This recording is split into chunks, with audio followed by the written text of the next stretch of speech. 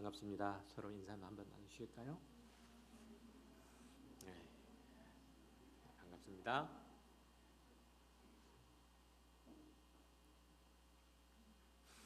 음, 지난 금요일하고 토요일 그리고 어제 오늘 주일까지 겨울 성경학교 주일학교 겨울 성경학교를 열었습니다. 수고하신 많은 분들이 있습니다. 목사님 수고하셨고 그리고 사모님들도 많이 수고하셨고 선생님들도 많이 수고하셨습니다. 격려해 주시고 칭찬해 주시기 바랍니다. 맛있는 거 많이 드세요. 말씀 함께 나누도록 하겠습니다. 요한복음 13장 21절 이하에는 제자들이 예수님을 배신하리라는 예고 혹은 경고가 나타나 있는데 거기에는 세 인물이 등장을 하죠. 하나는 가룟인 유다이고 다른 하나는 시몬 베드로이고 마지막은 예수의 품에 의지하여 누워있는 자. 이런저런 정황으로 볼 때 그는 야고보의 형제 요한이죠. 자, 우리는 이 셋 중에서 가룟 유다에 대해서는 은 30에 예수님을 팔아먹었다는 이유로 아주 부정적인 인상을 가지고 있고 나머지 두 사람에 대해서는 긍정적인 이미지를 가지고 있어요. 요한이나 베드로는 예수님이 특히나 사랑하는 제자이고 또 그들의 주님을 향한 열심도 특출나고 또 나중에 초대교회의 사도로서 중요한 역할들을 감당했기 때문에 그리고 그들이 마지막 순교하는 그 순간까지 그 사도로서 역할과 사명들을 성실하게 이행했기 때문에 이들에 대한 존경심을 우리는 가지고 있죠. 그러나 오늘 본문을 잘 살펴보면 예수님에 대한 신앙이 무너진 것, 예수님께 대하여 배반한 것은 가룟 유다뿐만 아니라 시몬 베드로도 마찬가지였음을 알 수 있죠. 또한 요한도 마찬가지였다는 것을 알 수 있어요. 예수님께서는 베드로를 향해서 닭 울기 전에 내가 나를 3번 부인하리라 라는 말씀을 하시는데 그 말씀은 그의 미래를 미리 내다보시고 귀뜸해 주시는 선지자적인 예언이라기보다는 생명과 진리에 대한 인간의 보편적인 형편, 반응, 상황 이런 것들을 지적을 하는 말씀이에요. 예수님께서 미리 말씀해 주셨다고 베드로가 그 상황들을 피해 갔나요? 아니죠. 극복했나요? 그렇지도 않습니다. 또한 예수님께서 베드로의 배반을 미리 알고 계셨는데 왜 그것을 막아주시지 않았을까요? 베드로를 비롯해서 모든 인간은 스스로의 신앙을 끝까지 지켜낼 만한 재주가 없다는 것, 그 질을 지켜나갈 만한 능력이 없다는 것, 실력이 없고 볼품이 없다는 것, 우리가 모두 알아야 된다는 거죠. 그래서 그들의 그것들을 담아낼 만한 예수 그리스도를 향한 신앙을 담아낼 만한 그런 품이 넓은 신앙이 되려면 자신이 어떤 형편과 어떤 상황에 있는지를 경험적으로 먼저 깨우쳐야 되죠. 사실 베드로는 이미 마태복음 16장에서 주는 그리스도시요 살아계신 하나님의 아들입니다라고 고백할 만큼 그의 신앙은 아주 열정이 넘쳤죠. 또한 그는 의리 있고 용감하게 행동했던 인물이에요. 그리고 따뜻한 마음을 소유한 인간적인 매력이 참 많은 인물이죠. 조금 있다가 대제사장의 하인들이 예수님을 잡으러 올 건데 베드로는 칼을 빼들고 그들을 막아선 인물이에요. 비록 그가 주님을 부인하기는 했지만 배반하기는 했지만 다른 제자들은 모두 다 이미 꽁무니를 빼고 달아날 때에도 베드로는 예수님이 잡혀서 대제사장의 뜰로 끌려가셔서 신문을 받을 때에도 그 자리에 앉아서 비록 그 뒤편이지만 거기에 앉아서 그 결과를 보려고 하다가 자기 정체를 들켰잖아요. 그런데도 예수님이 베드로의 신앙의 실패와 배반을 주목하고 또 드러내시는 것은 특별히 이런 이유 때문에 그래요. 오늘은 바로 이 얘기를 해보려고 하죠. 사실 성경은 신앙의 열정, 그리고 열심히 있으나 끝까지 그것을 책임질 수 없는 인물, 대표적인 인물로서 베드로에 관련된 에피소드를 자주 소개해요. 바로 앞에 있는 예수님의 세족 의식에서도 베드로는 자기 발을 씻으려는 예수님을 가로막죠. 그러면서 주여 어떻게 선생으로서 제자의 발을 씻기십니까? 다른 이들은 철이 없어서 자기 발을 드밀었을지 모르지만 절대 제 발은 씻길 수가 없습니다라고 했다가 야단 맞은 인물이에요. 그리고 오늘 본문에서도 그는 주님이 가는 곳 어디나 따라가겠다고 끝까지 함께 하겠다고 얘기를 했다가 예수님께로부터 지적을 다시 받죠. 본문 36절과 37절을 보면 시몬 베드로가 이르되 주여 어디로 가시나이까? 예수께서 대답하시되 내가 가는 곳에 내가 지금은 따라올 수 없으나 후에는 따라오리라. 베드로가 이르되 주여 내가 지금 어찌하여 따라갈 수 없나이까? 주를 위하여 내 목숨을 버리겠나이다. 이 얼마나 기계 넘치는 발언이에요. 예수님께서 메시아로 분연히 일어선다면, 이스라엘을 구원하기 위해서 떨치고 일어선다면 그의 제자 베드로는 목숨까지 바쳐서 싸울 준비가 되어 있는 거예요. 주를 위하여 내 목숨을 버리겠습니다. 이 발언은 메시아와 함께 끝까지 싸워서 옛 다윗의 왕조의 영화를 되찾아오겠다라고 하는 그의 결단을 충분히 보여주죠. 그러자 예수님께서 뭐라고 말씀하시죠? 닭 울기 전에 네가 나를 3번 부인할 거다라고 말씀하세요. 지금 이 대화가 끝나고 난 후에 예수님은 기도하러 겟세마네 동산에 가시죠. 그때 가룟 유다는 자리를 몰래 빠져나와서 곧바로 대제사장에 가서 은 30에 예수님을 팔았고, 그리고 대제사장의 하인들과 함께 예수님을 체포하러 와요. 상황이 좀 어렵게 돌아가자 다른 제자들은 다 흩어져 도망가죠. 하지만 베드로는 대제사장의 집까지 갔다가 하인들에게 자신의 정체가 들통이 나죠. 그러자 비로소 공주에 몰리자 비로소 그는 나는 예수를 모른다, 정말 모른다 라고 이렇게 예수님을 3번이나 부인을 하죠. 그러자 닭이 웁니다. 베드로의 입장에서 볼 때 얼마나 소름 끼치도록 부끄러운 일이었을까요? 얼마나 황당하고 어처구니 없는 일일까요? 불과 6, 7시간 전에 베드로는 저는 죽어도 주님의 곁을 떠나지 않겠습니다라고 호언장담을 했거든요. 당시에는 저녁 먹는 시간이 오후 6시쯤 돼요.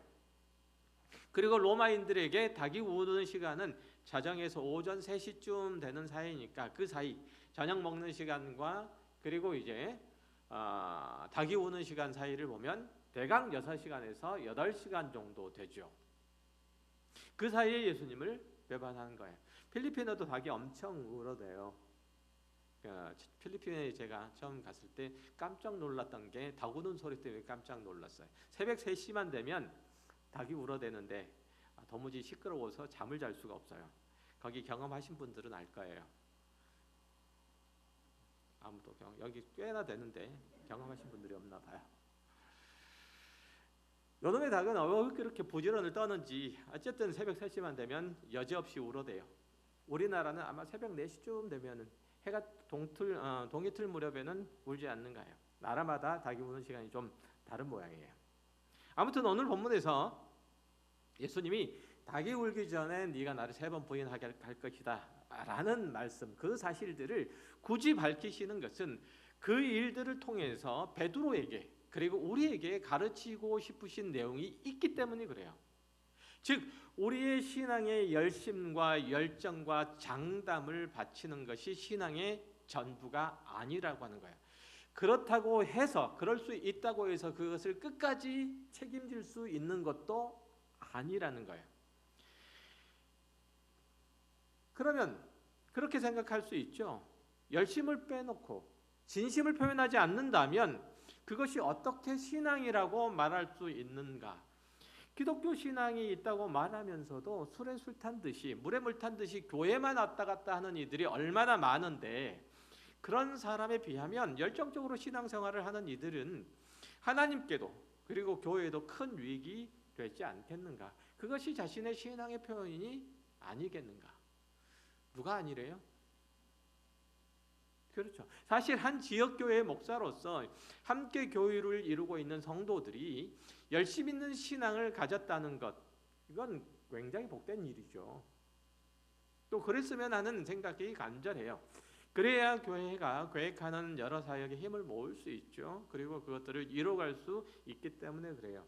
열심을 빼놓고 어떻게 교회를 유지할 수 있는가라는 그런 마음이 들기도 해요. 그런데도 본문에서 예수님이 베드로의 이 열심을 부정적으로 지목하는 것은 그 열심에 앞서서 우리가 정리하고 또 세우고 채워 넣어야 하는 것들이 있기 때문에 그래요. 지금 베드로의 발언이 예수님께 주목을 받고 또 수정이 가해져야 하는 이유는 자기 부인의 가치를 세워야 하기 때문에 그래요. 또 이것이 없으면, 무엇이 없으면 자기 부인의 가치가 없는 사람은 반드시 예수를 부인하기 때문에 그래요. 누구를 부인하지 않으면, 자기를 부인하지 않으면 누구를 부인한다? 예수를 부인한다. 이건 신앙생활의 철칙이에요. 나를 부인하지 않으면 반드시 그는 누구를 부인하게 되어 있다? 예수를 부인하게 되어 있다. 기독교 신앙은 어떤 경우에도 신자들의 소유를 가지고 와서 하나님의 부족 부분을 채우라고 그렇게 말하지 않아요. 신자들의 열심을 동원해서 하나님을 빛나게 해라, 하나님께 영광을 돌리라고 하지 않아요. 죄송하지만 성경은 오히려 우리가 이렇게 저렇게 해보다가 다 실패하고 낭망해 있을 때, 우리의 희망이라고 하는 것을 절벽에다 굴려버렸을 때, 그때 하나님께서 우리를 찾아오셔서 우리를 부르시고 구원하셔서 우리를 다시 만들어 가신다고 말씀하세요. 그러니까 여러분은 그렇게 구원을 얻고 지금 다시 만들어져 가는 과정 가운데 있는 거죠. 이걸 재창조라고 하잖아요. 성경은 하나님께서 인간에게 찾아오셔서 그렇게 우리에게 하나님께로부터, 당신으로부터 나오는 것 외에 모든 것이 다 헛되고 거짓되다는 것을 인정할 수 있을 때 비로소 그가 하나님을 믿는 참 신앙 가운데로 인도될 수 있다고 성경은 누누이 말씀해요. 우리가 신앙생활을 해오면서 부딪히고 좌절하고 무너지고 씨름했던 모든 것이 다 이것과 무관하지 않아요. 내가 이전에는 돈을 의지하고 살았으나 그것을 잃고 나니 비로소 하나님이 보이기 시작했다. 이런 고백을 얼마나 많이 해요. 내가 이전에는 체면과 명예를 의지하고 살았으나 그것이 무너지고 나니 비로소 내가 십자가를 질 수 있게 됐다. 이전에 내가 사람과의 관계를 그렇게 소중하게 여기고 살았으나 그들이 나를 배신하는 것을 경험하고 나니 비로소 하나님이 신실하시다는 것이 피부에 와닿게 됐다. 신앙인 중에 이런 고백하는 이들이 얼마나 많아요. 그런 의미에서 볼 때 신앙은 나에게 익숙하고 내가 보기 좋고 내가 쫓았던 것과 그리고 하나님께서 강권하시고 나에게 주시려고 하시는 신의 성품에 관한 것들의 갈등, 싸움인 거예요. 그런데 우리는 신앙이란 우리가 가지고 있는 가장 좋은 것을 가장 정성스럽게 바치는 일이라고 생각을 해요. 그래서 부딪히는 신앙의 어려움들이 한두 가지가 아니잖아요. 신앙은 마치 나로부터 만들어지고 나로부터 발전이 되고 나로부터 완성이 된다라고 생각을 한단 말이죠. 사무엘하 22장 28절 이하를 보면 이렇게 말씀하세요. 주께서 권고한 백성은 구원하시고 교만한 자를 살피사 낮추시리이다. 여호와여 주는 나의 등불이시니 여호와께서 나의 어둠을 밝히시리이다. 내가 주를 의뢰하고 적진으로 달리며 내 하나님을 의지하고 성벽을 뛰어넘나이다. 하나님의 도는 완전하고 여호와의 말씀은 진실하니 그는 자기에게 피하는 모든 자에게 방패시로다. 다윗이 그를 대적하는 모든 정적을 물리치고 드디어 이스라엘 족속 전체를 통합하는 왕으로 등극을 하죠. 그리고 난 다음에 하나님께 감사의 기도, 자신의 신앙을 고백하는 기도의 내용이 바로 이 부분이에요. 일부분이죠. 여기 보면 하나님이 교만한 자를 낮추시는데 그것은 그가 성품적으로 아나무인이기 때문에 그를 견제하신다는 뜻이 아니에요. 자기의 힘과 능력과 재주에 따라서 스스로의 가치를 매기고 스스로 다 할 수 있다고 자신만만한 태도를 고치시기를 원한다는 거예요. 이걸 성경이 교만이라고 얘기를 해요. 본문에서 베드로가 주여 제가 주를 위하여 제 목숨을 버리겠나이다라고 한 것은 자기 힘, 자기 능력, 자기 열심이 예수 그리스도께서 하시는 그 일들에 어떤 유익이 되고 도움이 되리라는 그런 말이잖아요.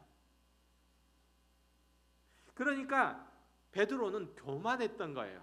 하나님께서 바로 그런 마음의 태도를 고치시고 그 안에 그리스도의 것으로 충만케 하실 거란 얘기예요.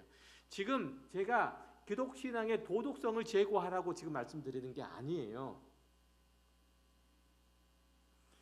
자, 오늘 본문 36절에 이렇게 나가죠. 내가 가는 곳에 내가 지금 따라올 수 없으나 후에는 따라오리라 라고 하는 말씀으로 지금 베드로가 장차 어떻게 될 것인지에 대하여 말씀하고 계시고 그를 어떤 식으로 이끌어 가시고 만들어 가시는지를 지금 미리 예고를 하고 계시는 거예요.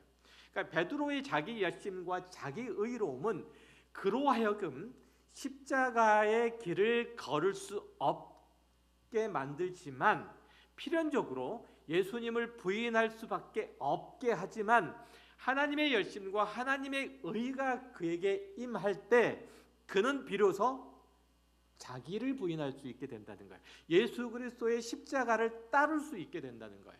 이게 얼마나 큰 차이인지를 몰라요. 이걸 주목하는 거예요. 이래서 우리의 교만이 문제인 거예요.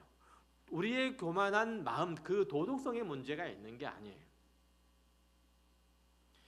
우리가 신앙생활을 하다 보면 그것이 그런데 이게 자기 의인지 자기 열심에서 나온 것인지 하나님의 의로우심과 선하심에 순복한 것인지를 간과할 때가 참 많죠. 열심히 하다 보니까 정신없는 거예요. 결국 그런 부주의함과 치명적인 실수가 우리의 신앙을 망가뜨리는 경우가 우리의 신앙을 엉뚱한 방향으로 이끄는 경우가 참 많죠. 오늘 본문에서 예수님이 가룟 유다의 배신에 대해서 말씀하실 때 제자들이 그렇게 의문스럽게 생각을 하잖아요. 바로 그 사람이 도대체 누굴까? 서로 얼굴을 마주 보았다고 그렇게 얘기를 하잖아요. 그 사람이 예수를 팔 사람이 도대체 누굴까라는 거예요.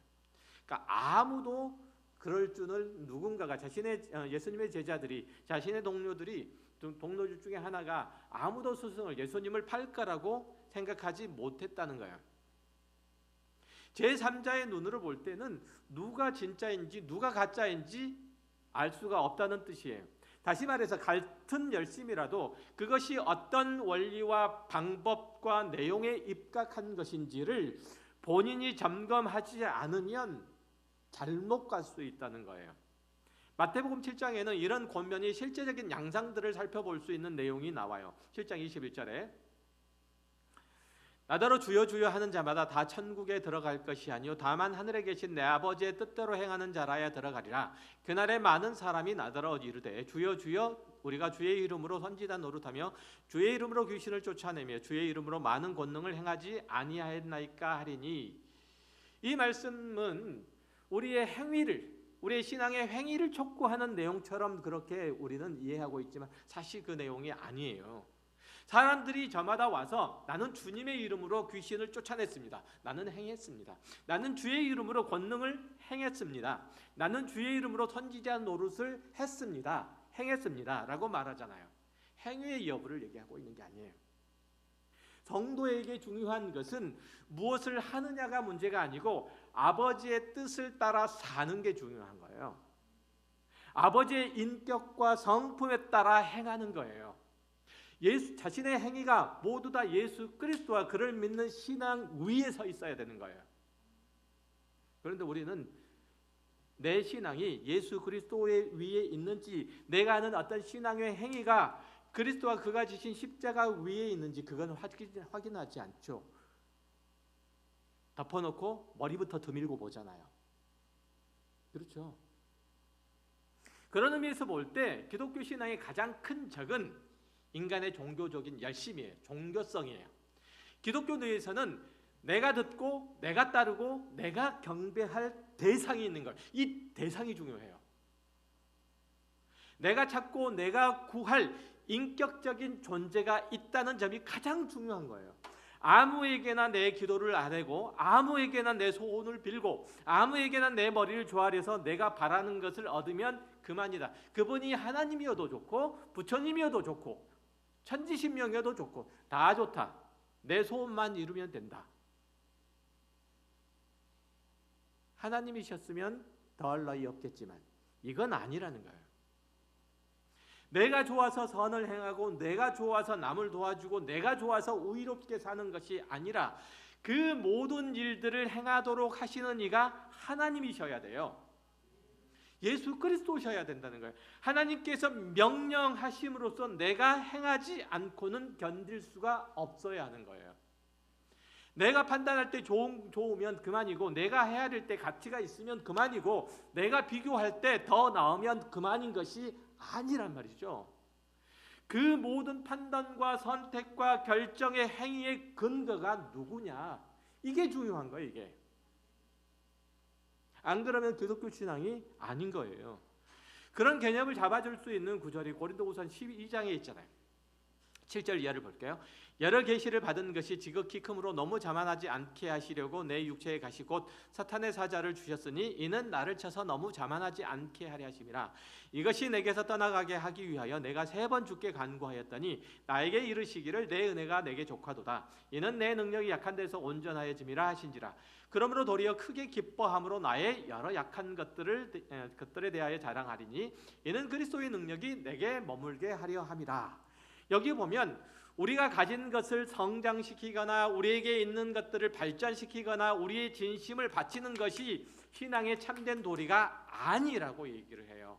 오히려 우리에게 있는 것들 중에서 쓸만하고 유익한 것이 하나도 없는 것을 깨우치고 그것을 다 버리는 것, 이게 신앙이라고 얘기하잖아요. 오히려 사도 바울은 자신의 능력이나 재주나 힘을 사용해서 선교나 목표 활동을 하고 그것으로 하나님께 도움이 되고 하나님의 일들을 하는 게 아니라고 말하죠. 이게 얘기를 하는 거예요. 이 말씀이. 오히려 자기가 약하고 어리석고 부족한 것으로 그리스도의 능력이 나타난다고 해요. 이 지경에서는, 이 형편에서는 내가 할 수 있는 게 도무지 아무것도 없다 여겨지는 곳에서 하나님께서 오히려 일을 하신다는 거예요. 이거는 아슬아슬한 현장 가운데서 하나님께서 일하시면 보게 하신다는 그런 의미가 아니에요. 한번 볼게요. 바울과 실라가 빌립보 지역에서 복음을 전하다가 감옥에 갇혔어요. 일반적인 이해로 보면 그들은 그리스도의 복음을 위해서 할 게 없는 거예요. 왜? 감옥에 갇혔으니까. 사람들을 만나야 뭐 복음을 전하든지 말든지 할 거 아니에요. 할 게 없는 거예요. 그렇지만 큰 지진이 나서 옥문이 열리고 바울과 신라의 착고가 풀리는 사건들이 나오잖아요. 그런 일들이 일어나요. 그래서 간수와 온 집안이 예수를 믿게 하신, 이게 사도행전 16장 말씀이잖아요. 그렇잖아요. 바울과 신라가 하나님을 찬미했기 때문에 하나님께서 그 찬송 소리를 듣고 감동하사 옥문이 열리고 착고가 풀리고 그리고 복음을 전하. 천만의 말씀이에요. 그 말씀을 하고 있는 게 바울과 신라가 하나님을 찬송했다는 내용이 중요한 게 아니라 자신들이 아무것도 할 수 없는 상황에서도 주의 복음은 증거되더라는 거예요. 하나님의 일들은 하나님께서 하시더라는 얘기예요. 바울과 신라는 아무것도 없어요. 뭐밖에 없는 거예요? 하나님을 찬미하는 것밖에는 없는 거예요. 속된 표현을 할까요? 이빨을 터는 것밖에는 없는 거예요. 할 게 없는 거예요. 할 게. 이 사건들을 통해서 간수와 온 집안이 예수를 믿게 하시잖아요. 바울과 신라는 한 게 없어요. 그 사건에서. 그 모든 일들이 바울에게서 나온 게 아니라 하나님의 일하심임을 깨우치게 하는 사건이에요. 그래서 이 말씀도 나온 거예요. 사도 바울은 그리스도의 복음을 전하고 주의 교회를 세우는데 그의 생애를 바쳤지만 그 일들을 하면서 그가 배운 것은 자기 지식과 능력과 열심이 없음이 오히려 하나님의 일을 더욱 뚜렷이 나타냈다는 거예요. 그가 사도가 되기 전에 바울은 열심히 있던 사람이었어요. 그래서 뭘 했죠? 자기 열심으로 기독교회를 핍박했잖아요. 특별히 스데반을 죽이는데 내어줬던 결정적인 역할들을 했잖아요. 죽이는데 그 일로 인해서 바울은 평생토록 뭐라고 얘기하죠?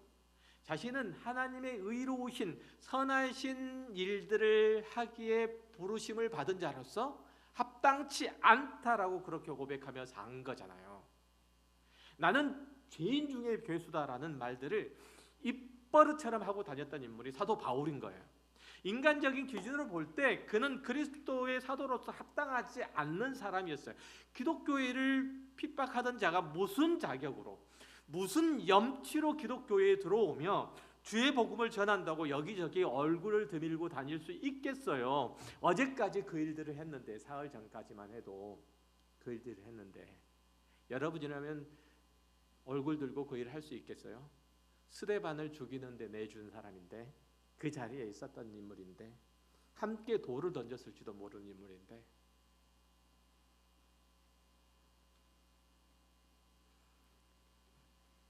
그럼에도 불구하고 하나님께서 그를 불러서 사용하신 것은 그래야 그를 통해서 나타난 모든 복음 증거의 풍성한 결과가 그의 능력이나 그의 열심에서 나온 게 아니라 하나님의 은혜임이 드러나기 때문에 그래요.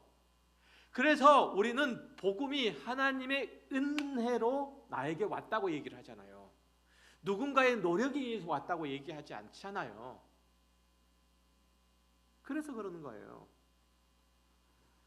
본문에서 베드로는 자기에게 주님이 쓰실 만한 어떤 것들을 가지고 있고 그것으로 하나님의 일들을 할 수 있다고 굳게 믿었잖아요. 그래서 주님은 사탄아 내 뒤로 물러가라. 너는 나를 넘어지게 하는 자로다. 내가 하나님의 일을 생각하지 않고 도리어 사람의 일을 생각하는도다 라는 핀잔을 듣게 되잖아요. 그렇잖아요. 시편 51편은 다윗이 밧세바와 관음해서 하나님께 범죄했을 때 그분의 긍휼과 자비와 은혜만이 자기를 용서하고 회복해 하실 수 있음을 고백하는 시편이에요. 거기 보면 14절 이하에서 다윗은 의미심장한 고백을 해요. 하나님이여 나의 구원의 하나님이여 피 흘린 죄여서 나를 건지소서. 내 혀가 주의 의를 높이 노래하리이다. 주여 내 입술을 열어주소서. 내 입술이 주를 찬송하며 전파리이다. 주께서는 제사를 기뻐하지 아니하시나니 그렇지 아니하면 내가 드렸을 것이라. 주는 번제를 기뻐하지 아니하시나이다. 하나님께서 구하시는 제사는 상한 심령이라. 하나님이여 상하고 통회하는 마음을 주께서 멸시하지 아니하시리이다. 다윗이 그의 죄의 문제를 해결하고 하나님 앞에 나아갈 수 있는 길은 그의 헌신의 제사가 아니라는 거예요. 소나 양을 잡아서 드려서 해결될 문제라면 그렇게 했을 텐데 그게 아닌지라 오직 상한 심령으로 하나님의 자비를 구할 수밖에 없다는 거예요. 여기서 우리가 오해하지 않아야 될 것은 그가 상한 심령을 가지고 하나님 앞에 나아가면 하나님이 그를 용서할 수밖에 없는 상황이 만들어진다는 그런 의미가 아니에요. 제사가 아니라 상한 심령을 드려야만 하나님께서 그를 용서해 주신다 그런 말씀이 아니란 말이에요. 이해되세요? 이해되세요? 제사가 아니라 번제가 아니라 내 상한 내 회개하는 마음을 가지고 하나님 앞에 나아가야 하나님께서 용서해 주신다 이런 뜻이 아니라니까요. 이거 아니면 이게 아니라는 거예요. 둘 중에 하나를 취사 선택해서 하나님 앞에 드리면 하나님께서 그것을 받으신다는 그런 의미가 아니에요. 무슨 뜻이냐면 그 얘기는 상한 심령이라고 하는 것은 선을 행해야 될 그 당위성, 그 요구는 있는데 그것을 행할 능력이 없는 거예요. 어떤 사람을 도와주어야 될 당위성이 있어요. 그런데 돕고 싶은 마음이 없는 거예요. 설령 돕고 싶은 마음이 있을지라도 그럴 능력이 없는 거예요. 하나님 앞에서 선을 행하고 싶고 사람들에게 유익을 끼치고 싶어도 그럴 만한 자세가 안 되어 있는 거예요. 좋은 말로 위로하고 따뜻한 톤으로 토닥이고 싶은데 결국 나오는 말은 핀잔이고 나오는 것은 핥히는 손톱인 거예요. 많이 경험하시죠? 다윗은 지금 가슴을 치고 후회하고 통곡하는 것이 아니라 자신이 누구인지, 인간이란 존재가 누구인지 차라리 깨닫고 있는 거예요. 도무지 자기 안에 선한 것이 없어서 하나님이 자기를 부수고 다시 지어야 한다고 그렇게 고백하고 있잖아요. 그 뒤에 얘기가 그 얘기예요. 시편 51편을 다시 한번 보세요. 이게 바로 기독교 신앙의 출발인 거예요. 어디 다윗뿐이겠어요? 모든 인상이 다 그렇잖아요.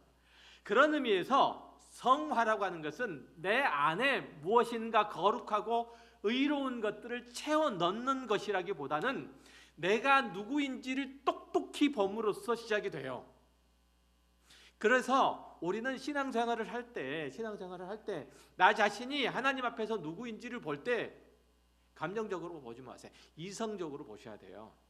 이성으로. 내가 누구인지 어떤 존재인지 똑똑히 계산해 보시라고요.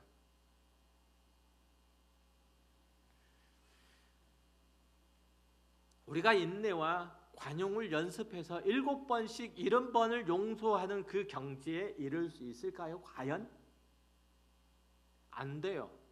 그건 안 돼요. 속이 없어야 그렇게 할 수 있어요. 제가 그런 말씀 드리잖아요.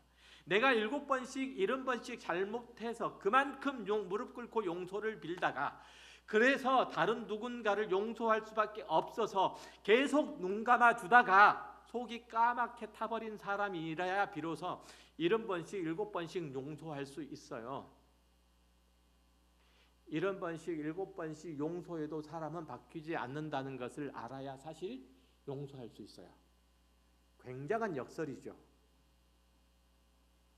굉장한 역설이에요. 인간에 대한 모든 기대는, 모든 소망은 다 무너졌지만 하나님께서 하실 것이라는 기대는 분명히 남아있는 사람만 누구에게인가 끝까지 기회를 줄 수 있어요. 아니, 그를 안고 울 수 있어요. 그 사람을 안고 울 수 있게 되는 거예요. 그럴 때 비로소 누군가에 대한 용서라는 게 그 개념이 생기는 거예요. 그렇지 않으면 용서라는 거, 기대라는 걸 할 수가 없는 거예요. 인간은 그렇지만 하나님께서는 신실하심으로, 하나님께서는 자비하심으로 나는 저 사람을 포기하지만 하나님께서 저 사람을 끝까지 붙들고 계시기 때문에 내가 그것을 눈 부릅뜨고 두 눈 부릅뜨고 보는 거예요. 정말 하나님께서 그렇게 하시는지 보는 거예요. 이게 하나님께 대한 기대예요. 소망이에요. 출애굽한 이스라엘은 끊임없이 하나님을 원망하죠. 우리가 애굽 땅에서 고기 가마에 앉았을 때와 떡 먹어서 배부를 때가 있었는데 이게 뭐냐, 이 팍팍하고 먼지만 폴폴 날리는 광야에서 굶주려 죽는다. 뭐라도 먹을 것이 있고 힘을 낼 만한 어떤 음식이라도 있어야 그걸 먹고 광야에서 버티고 하나님의 말씀을 따라 살 거 아니냐. 그러자 하나님께서 그들에게 만나와 메추라기를 주시잖아요. 너희가 나에 대해서 불평하고 원망하는 것이 너희의 삶의 어려운 형편 때문인지 아니면 너희 존재 자체가, 너희 마음 자체가 죄악되고 그리고 악해서 그런지, 너희 습관 자체가 그렇게 길들여져 있어서 그런지 보자고 하시네요. 신명기 8장 1절에서 4절 이하를 볼게요. 내가 오늘 명하는 모든 명령을 너희는 지켜 행하라. 그리하면 너희가 살고 번성하고 여호와께서 너희 조상들에게 맹세하신 땅에 들어가서 그것을 차지하리라. 내 하나님 여호와께서 이 40년 동안에 내게 광야길을 걷게 하신 것을 기억하라. 이는 너를 낮추시며 교만케 하는 것을 꺾으시며, 너의 교만한 것을 꺾으시며 너를 시험하사 내 마음이 어떠한지, 그 명령을 지키는지 안 지키는지, 즉 하나님의 존재를 인정하고 그 앞에 무릎을 꿇는지 안 꿇는지 보겠다는 거예요. 알게 하시며 너를 낮추시며 너를 줄이게 하시며 또 너도 알지 못하며 내 조상들도 알지 못하던 만나를 내게 먹이시는 것은 사람이 떡으로만 사는 것이 아니라 여호와의 입에서 나오는 모든 말씀으로 사는 줄을 내게 알게 하려 하심이라. 이 40년 동안에 내 의복이 해지지 아니하였고 내 발이 부르트지 아니하였느니라. 하나님께서는 이스라엘이 어떤 존재인지 아시기 때문에 그들의 불평과 불만을 오히려 받아주세요. 만나와 메추라기를 주셔서 그들의 불신앙이 그 환경의 결핍 때문인지 그 자신들의 마음의 악함 때문인지 직접 확인토록 하세요. 그러나 여러분도 잘 아시다시피 이스라엘 자손들은 그 만나와 메추라기를 먹으면서 하나님께 대한 원망과 불평과 불순종을 아끼지 않잖아요. 그들은 그 마음의 한 구석에서라도 하나님께 순종하고 그 권위에 엎드릴 마음이 없음을 확인하고 또 확인했어야만 했어요. 이게 광야 40년이에요. 광야 40년이 다른 게 아니고 그 자신이 얼마만큼 패역한지, 얼마만큼 그 자신들의 형편과 상황들과 상관없이 그들은 하나님께 불순종하기로 마음 먹고 또 마음 먹고 굳게 다짐하고 있는지를 보는 거예요. 여러분들의 신앙이 그렇다니까요. 여러분들의 현재 형편들이 그렇다니까요. 그걸 아셔야 돼요. 뭔가 좀 있으신 것 같죠? 아니요, 그렇지 않아요. 그걸 알아야 된다는 거예요. 그렇게 함으로써 어디로 우리를 이끌기를 원하시죠?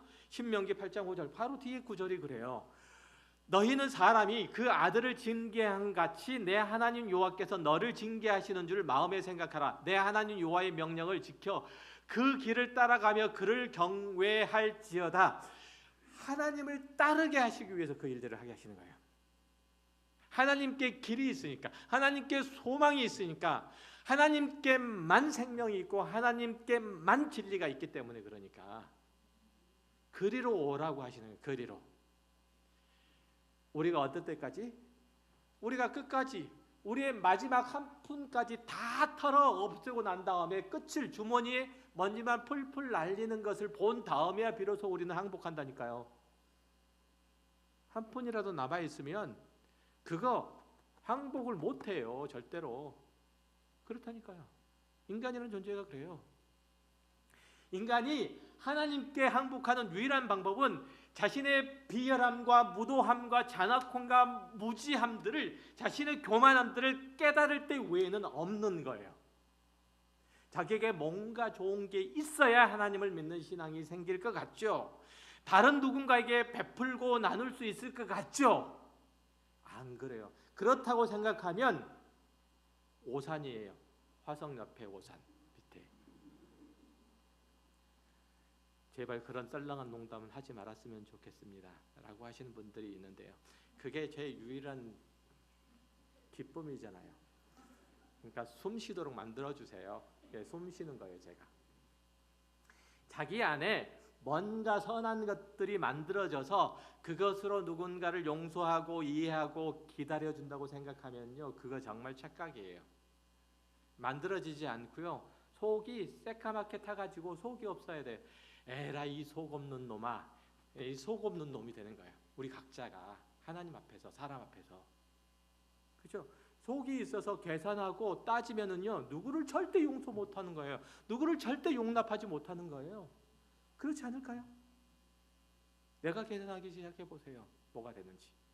자신의 생각과 마음과 뜻대로 고집 피우고 꺾지 않음으로써 넘어지고 깨지고 찢겨서 상처가 나서 한참이나 온 다음에 비로소 하나님 앞에 엎드려서 그분의 뜻을 묻는 자가 인간인 거예요. 그게 성도인 거예요. 그래서 여러분이 지금 이만큼 온 거예요. 이만큼. 그렇잖아요. 아니라고 얘기하실 분 있으시면 나와보세요. 저 따라오세요. 나중에.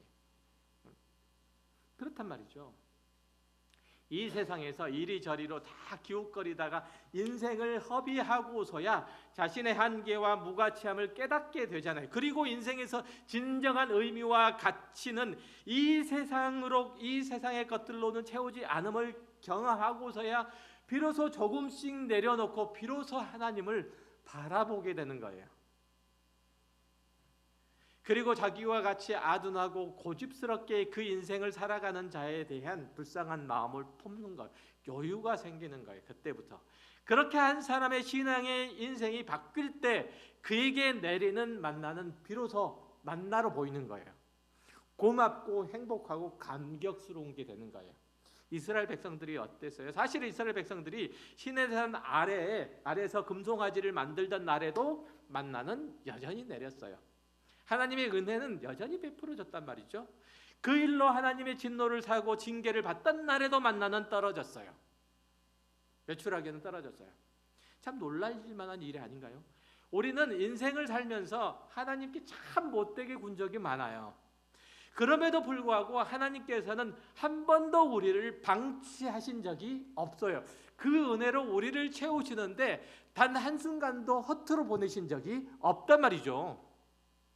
하나님의 신실한 자녀로 세우시기 위해 패역한 우리라도 끝까지 그 거룩한 길로 인도하시려고 나머지 모든 것들을 은혜로 베풀어 주시는 거예요. 그런데 속이 들 때까지 그게 은혜인 줄 모른다니까요. 그게 우리들에게 주시는 만나와 메추라기인 줄 모른다니까요.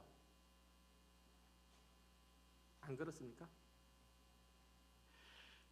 우리는 미련하게도 하나님이 그런 분이신 줄 모르다가 끝에 가서야 비로소 우리는 미련하고 아둔하고 무능력했다는 것을 고백하고 옆에 있는 이들을 이제 도끼 눈을 뜨고 안 볼 수 있게 돼요.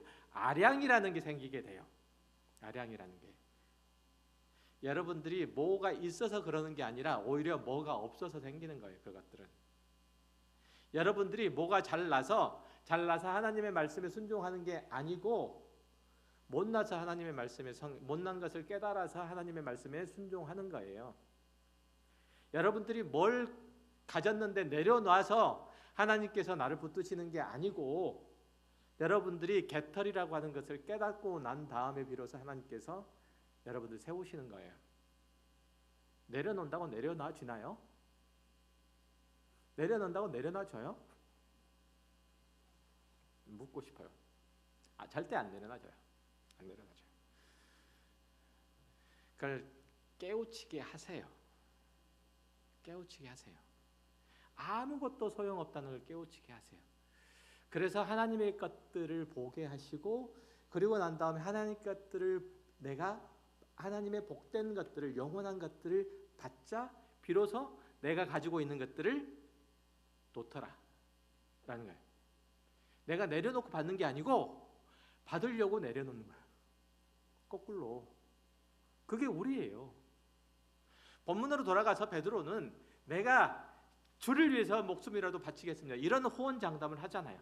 자기의 의의 있음과 용감함과 뚝심이 있음을 믿고 있기 때문에 그런 거예요.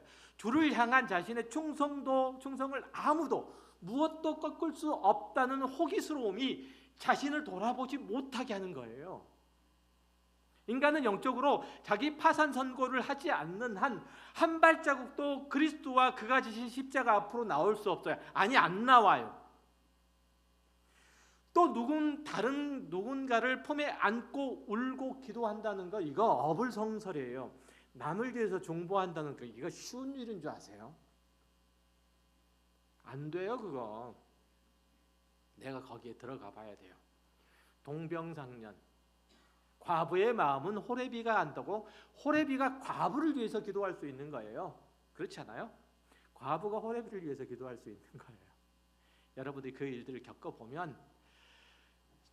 겪어보고 나면 지금 그 일들이 겪고 오는 그 사람들의 마음이 헤아려지는 거예요. 그렇죠? 그러면서 뭘 하죠? 그때부터는 그야말로 혼수가 아니고 위로라는 걸 해요. 위로라는 걸. 모를 때요. 머릿속으로만 들고 있으면요. 훈수를 둬요. 위로가 아니고 훈수를 둬요. 그렇잖아요?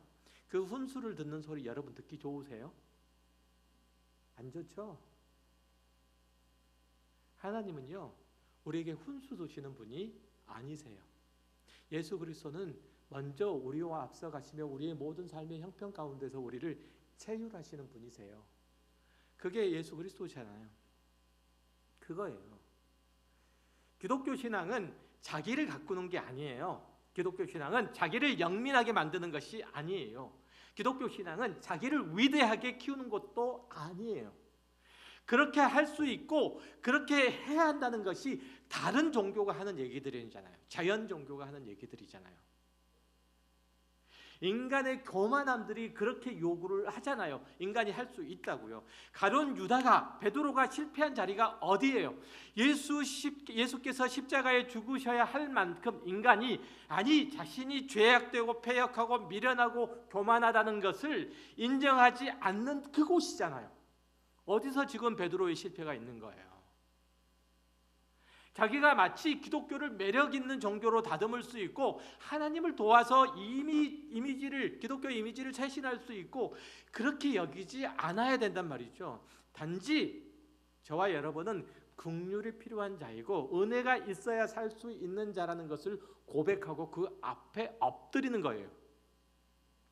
우리는 영혼과 생명과 진리가 무엇인지 깨닫고 그 안에 살기를 열망하는 차원에서 이 세상에 사는 동안 십자가를 지고 주를 쫓는다는 것이 무엇인지 알아가는 차원에서 우리는 그것에서만 우리는 열심을 내야 되는 거예요.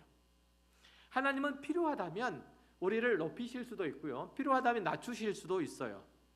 베드로는 예수님을 3번이나 부인하고서야 비로소 자신이 어떤 존재인지 깨닫게 되잖아요.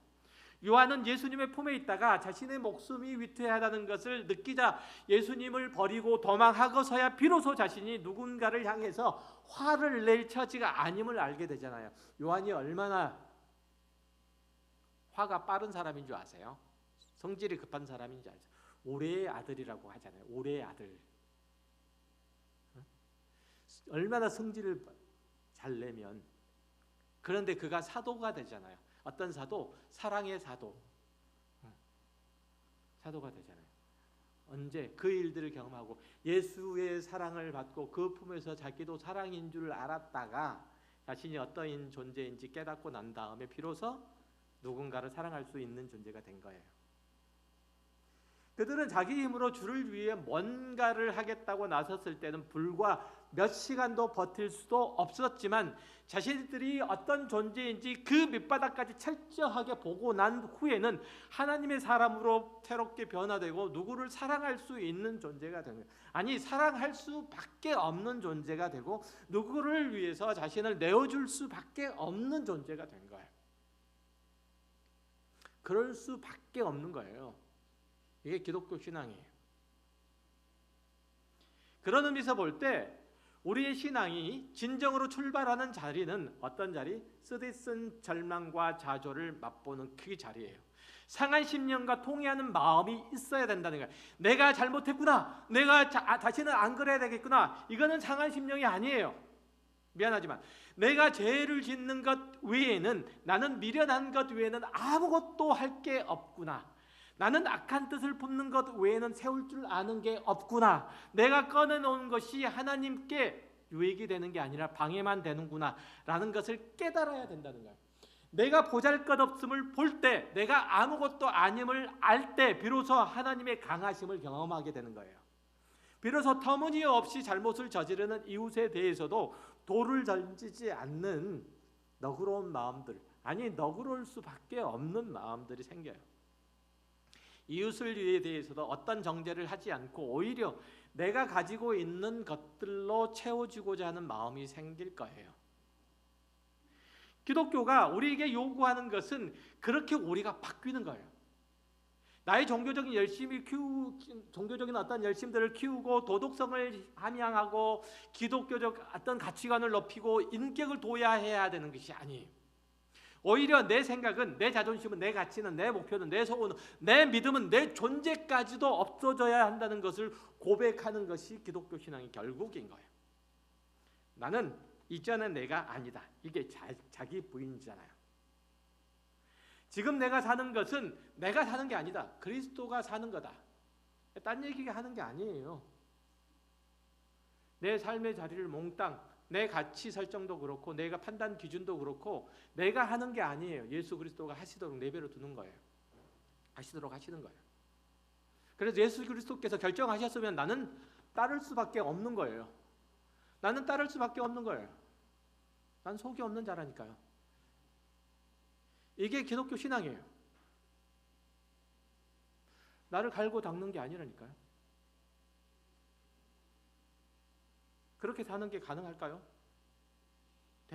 되물으실 분이 있을지 몰라요.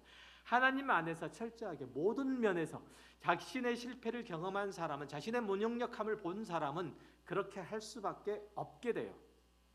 자신을 앞세우지 못하고 그리스도의 방식을 따를 수밖에 없게 되는 거예요. 하나님의 인도하심을 구할 수밖에 없게 되는 거예요. 하나님의 성품을 나타낼 수밖에 없게 되는 거예요. 나는 싫어요. 나는 분명히 뒤로 돌아서고 싶어요. 그런데 그렇게 할 수가 없는 거예요. 어쩔 수 없이. 안 되는 거예요. 내가 열심히 펌프질해서 선한 마음을 품어내는 것이 아니라 하나님께서 선한 의지를 선한 명령을 나에게 주시고 나는 그것을 거절할 수 없어서 나는 하기 싫어 죽겠는데 하는 거예요. 이건 나에게 멸망의 길이라는 거, 현실적으로 멸망의 길이라는 걸 알면서도 가는 거예요. 십자가라는 걸 알면서도 가는 거예요. 어쩔 수 없이. 이게 기독교 신앙이라니까. 부활하신 주님이 베드로에게 오셔서 요한의 아들 시몬아 네가 날 사랑하느냐라고 질문하셨을 때 베드로가 뭐라고 대답해요? 주님 그러하나이다. 내가 주님을 사랑하는 줄을 주님이 아십니다. 이 얼마나 깊은 숨이 느껴지는 대답이에요. 굉장히 깊은 숨이 느껴지는 거예요. 내가 죽어도 주님을 배반하는 일이 없을 겁니다.